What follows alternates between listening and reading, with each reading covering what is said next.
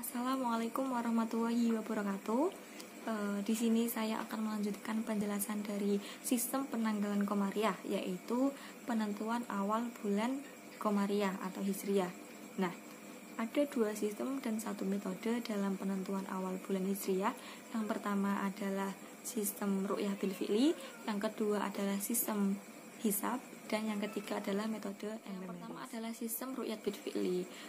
Kegiatan ru'yat merupakan komponen yang sangat penting dalam perhitungan awal bulan Komariah.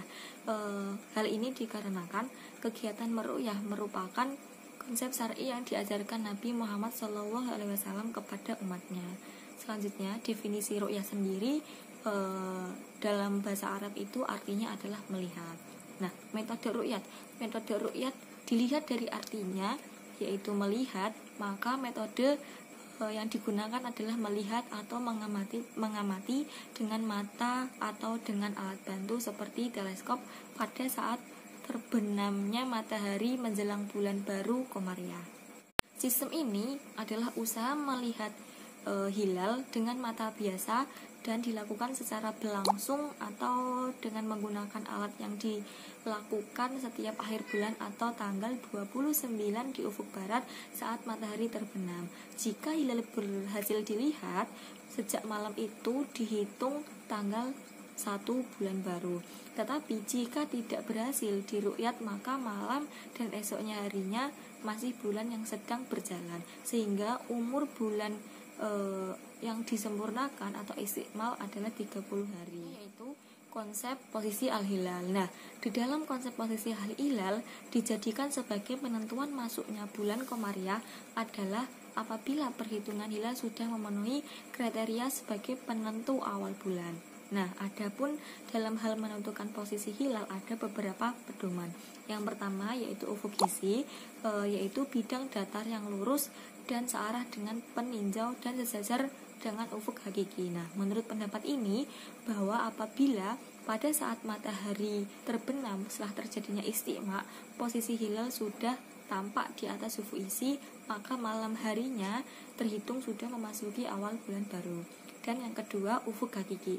Ufuk hakiki yaitu ufuk yang berjarak 90 derajat dari titik zenit. Nah, menurut pendapat ini bahwa apabila pada saat matahari terbenam terjadi istigma, posisi hilal sudah berada di ufuk hakiki.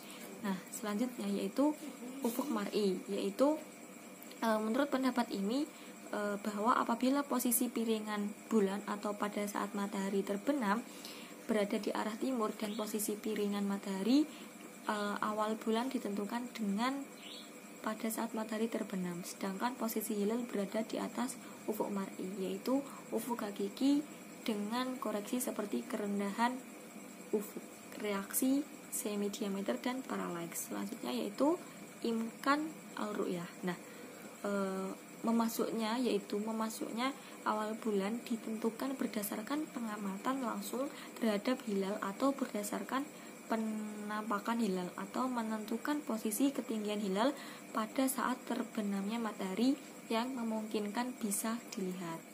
Selanjutnya, sistem yang kedua dalam penentuan bulan Hijriyah yaitu sistem hisab. Sistem hisab ini dibagi menjadi dua kelompok. Yang pertama adalah hisab urfi dan yang kedua adalah hisab hakiki. Hisab urfi sendiri merupakan sistem perhitungan penanggalan yang didasarkan pada peredaran rata-rata bulan mengelilingi bumi dan ditetapkan secara konvensional. Jumlah harinya pada tiap-tiap bulan tetap dan beraturan. Dalam satu tahun bulan Hijriyah ada 12 bulan, di mana ketika bulan Ganjil harinya ada 30 hari, sedangkan kalau bulan genap ada 29 hari, kecuali pada bulan Zulhijjah pada tahun Kabisat, di mana ada 30 hari dalam bulan ini. Yang kedua yaitu hisab hakiki, adalah perhitungan yang sesungguhnya dan seakurat mungkin terhadap peredaran bumi dan bulan. Di sini hisab hakiki dibagi menjadi 3 kelompok. Yang pertama adalah hisab hakiki takribi. Sistem ini mempunyai data yang bersumber dari data yang telah disusun oleh Ulugh Beg al-Samarandi. Lah, dalam rumus ini, rumus ketinggian hilal adalah selisih waktu istima dengan waktu terbenam kemudian dibagi 2. Yaitu hisab hakiki tahiki. Hisab ini berdasarkan pada perhitungan pada astronomi yang disusun oleh Syekh Husain Z Alaluddin Ibnu Shatir, yaitu seorang muslim dari Mesir. Hisab ini dilakukan dengan rumus segitiga bola dengan koreksi data gerakan bulan dan matahari secara teliti dan tidak kurang dari 3 tahap koreksi. Hisab ini tidak dapat dilakukan secara manual, tetapi harus menggunakan alat-alat bantu seperti kalkulator, komputer, atau daftar logaritma. Sistem hisab ini menentukan ketinggian hilal dengan memperlihatkan posisi lintang dan bujur. Selanjutnya yaitu hisab hakiki tasghiki, yaitu hisab ini menggunakan perhitungan yang didasarkan pada data-data astronomi modern. Sistem hisab ini dipadukan dengan ilmuwan astronomi modern. Hal ini dilakukan dengan menambahkan koreksi-koreksi gerak bulan dan matahari dengan rumus-rumus segitiga bola, sehingga mendapatkan data dengan sangat teliti dan akurat. Selanjutnya, dasar hukum yang digunakan dalam penentuan sistem hisab dan sistem ru'yah yaitu dengan dasar Al-Quran dan Al-Hadis. Nah, yang ketiga yaitu metode empiris. Metode empiris ini merupakan metode hisab awal bulan empiris hisab ru'yat. Merupakan metode hisab awal bulan yang dikembangkan oleh Departemen Republik Indonesia.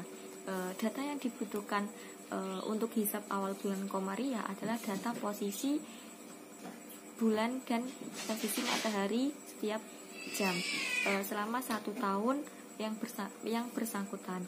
Data matahari dan bulan tersebut telah disosialisasikan ke Badan Hisab Ru'yat Departemen Agama RI melalui program hisab by Windows atau WinHisab. Nah, adapun data matahari dan data bulan meliputi yang pertama, data matahari dan data bulan terdiri dari yaitu yang pertama adalah elliptic longitude atau bujur astronomi atau matahari atau bulan, yaitu jarak titik pusat matahari atau bulan dari titik Aries atau viral equinox diukur sepanjang lingkaran eliptika.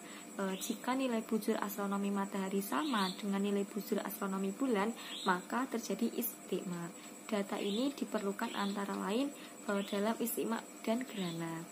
Nah, yang kedua adalah elliptic latitude atau lintang astronomi matahari atau bulan, yaitu jarak titik pusat matahari atau bulan dari lingkaran eliptika.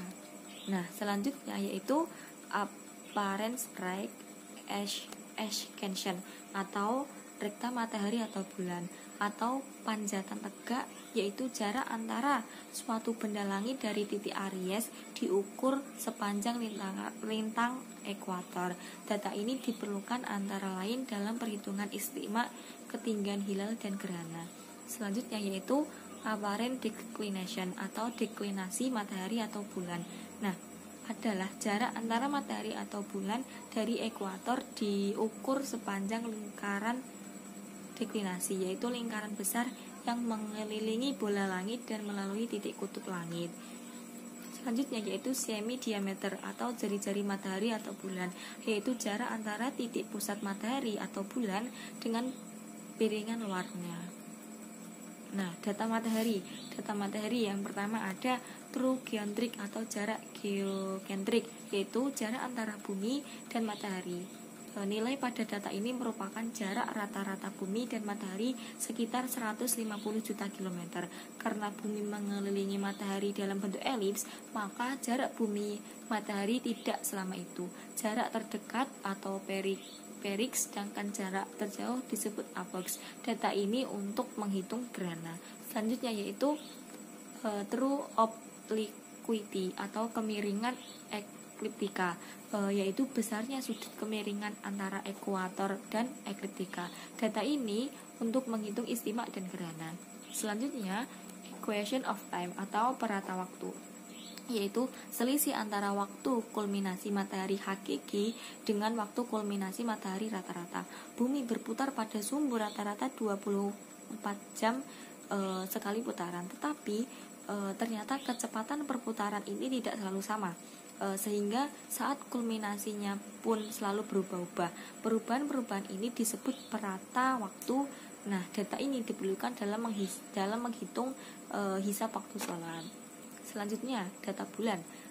Data bulan yang pertama ada paralek, yaitu sudut antara garis yang ditarik dari titik pusat bulan ke titik pusat bumi dengan garis dari titik pusat bulan mata pengamat, atau paralek adalah sudut yang memisahkan titik pusat bumi dengan mata pengamat.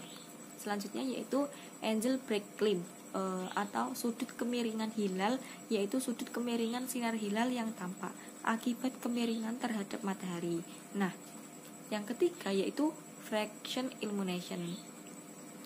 Yang ketiga itu fraction illumination, yaitu besarnya piringan hilal yang menerima sinyal matahari dan menghadap ke bumi.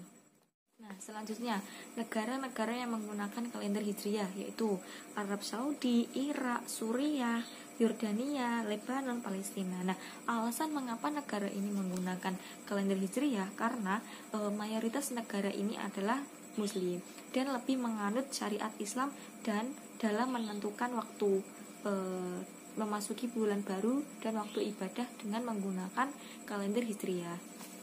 Sekian presentasi dari saya. Maaf jika ada banyak salah kata. Wassalamualaikum warahmatullahi wabarakatuh.